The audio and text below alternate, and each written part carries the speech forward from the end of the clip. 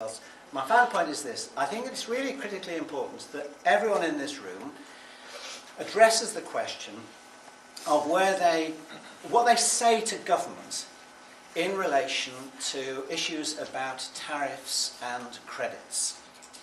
Now, the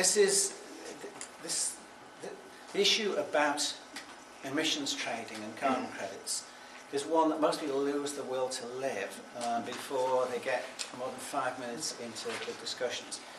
For me, and I'd say this only ever admitting to being a lapsed economist, I would say that carbon emissions trading is one of the big Mickey Mouse ideas of our time.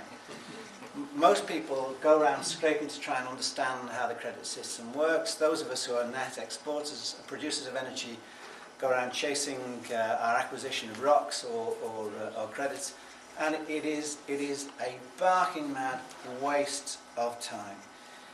It also is disempowering for citizens as much as it is disempowering for the industry. And I think the EU evaluation of feed-in tariffs as a driver of change, the evaluation came out last year, says that for all of us it would be to our advantage to be getting onto the feed-in tariffs agenda. The case for that is an incredibly empowering one for everyone apart from the financial services sector, who make vastly more money out of the notion of trading in mythical goods.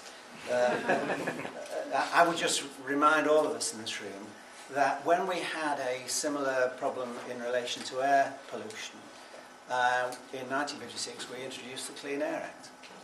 And we didn't say we're going to introduce breathing credits or tradable quotas. We said we're changing the rules of the game, and that's what we have to have the courage to do too. And in changing the rules of that game, we have to drop one really important little thing, which is the notion of offsetting. To become carbon neutral cannot embrace the idea of external offsetting. Anyone who wants to understand the technicalities of this, I just refer you to a really interesting website called cheapneutral.com. It's a layperson's idea to an introduction to the absurdity of the offsetting idea. What Cheap Neutral does is that it's a spoof website that invites you to offset your infidelity. They have a number of worthy projects. There's a character called Brian who lives in Plymouth, who is a very sad character, never really gets out, unlikely ever to pull it in his life, but he's agreed to remain celibate in exchange for a £5 a month. You can sponsor him, and you can offset your infidelities against Brian's lack of a life. It doesn't change the quantum of infidelity or the damage that it may do, but it does allow you to purchase a clear conscience. The sad thing about the kids who are doing this to try and demonstrate to us that climate change actually has to be addressed on a more serious basis is that they've said they've had a phenomenal interest from some of the major companies in the US whose chief executives are terribly keen to know how they can sponsor these projects.